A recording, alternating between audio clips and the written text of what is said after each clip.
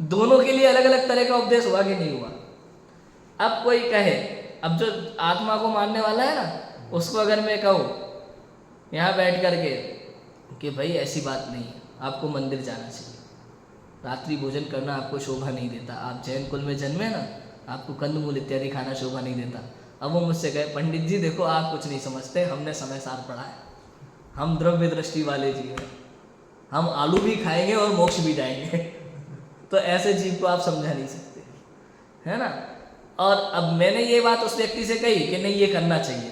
अब एक व्यक्ति मेरे सामने बैठा हुआ है, वो ये सारे काम कर रहा है, क्रिया में सब में दिमाग लगा रहा है, लेकिन वो शास्त्र नहीं समझता, तो मैं उसको ये नहीं कहूँगा भाई तू आलू छोड़, रात्रि भोजन कर, रात्रि भोजन छोड़। क्यों? क्योंकि वो ऑलरेडी छोड़ा हुआ है। तो उसको क्या करूँगा मैं, जो उसको नहीं करता है। क्या नहीं करता है? स्वाध्याय नहीं करता है। भाई तो शास्त्र के शब्दों को समझ, ये सब करने मात्र से कुछ नहीं होता। अब बात समझ में आ रही है? अलग अलग प्रकार के जीव के लिए अलग अलग प्रकार का उपदेश है। किसको किसकी आवश्यकता है? भाई डायबिटीज के मरीज को कौन सा इलाज चाहिए और ब्लड प्रेशर के मरीज को कौन सा इलाज चाहिए, ये उनके बीमारी पर निर्भर करता है। समझ में?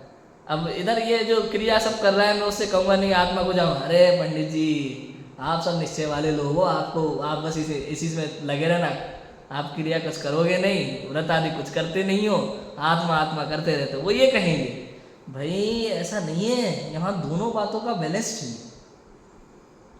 समझ में आया कि नहीं आया?